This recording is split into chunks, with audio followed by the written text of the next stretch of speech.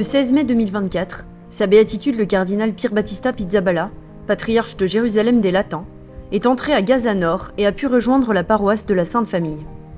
Il est resté avec sa communauté pendant 4 jours et a pu administrer le sacrement de confirmation à 2 garçons.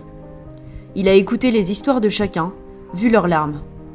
De retour à Jérusalem, visiblement fatigué, il a raconté sa visite aux journalistes. Ce que j'ai vu en entrant, ce qui m'a frappé en premier, c'est qu'il m'a été très difficile de me repérer, très difficile de reconnaître les endroits que je connaissais pourtant. Ils sont devenus méconnaissables. Je me souviens avoir vu quelque chose de similaire en 2015-2014 à Alep. Même les personnes qui m'accompagnaient étaient très affectées. Ils marchaient dans les rues en silence.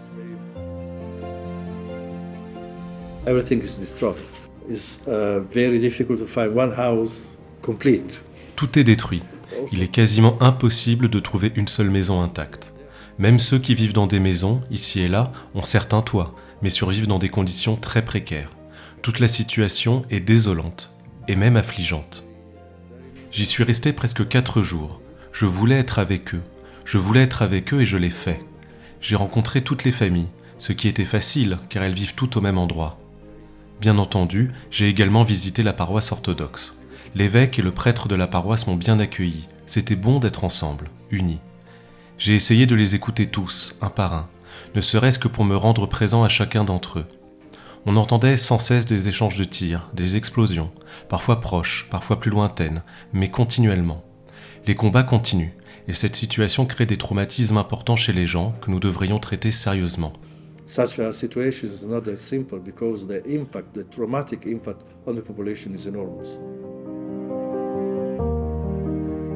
Le curé de la paroisse de la Sainte Famille, le provincial des missionnaires du Verbe incarné et 3 sœurs sont restés sur place pour assister la communauté de Gaza. Le père Gabriel, le père Carlos, une religieuse du Verbe incarné et 2 sœurs de Mère Teresa. Le patriarche a détaillé la vie de la communauté chrétienne de Gaza, rassemblée dans l'école catholique, qui accueille également des familles musulmanes avec des enfants et des handicapés. L'aspect le plus significatif de sa visite, même au milieu de toute l'horreur dont il a été témoin, pour lui en tant que pasteur, est la foi qui soutient son peuple. Le fait que les chrétiens ne peuvent pas haïr, même au milieu des 1000 épreuves physiques, psychologiques et spirituelles qu'une telle situation implique pour n'importe qui. Quelqu'un m'a fait remarquer que les visages arboraient tous un teint maladif. Ce n'est pas forcément signe que tout le monde est malade, simplement, la nourriture doit se conserver longtemps et comporte donc peu de vitamines, peu de légumes. Il n'y a pas de camion frigorifique, donc il n'y a pas de légumes frais. Cela a bien sûr un impact sur la population.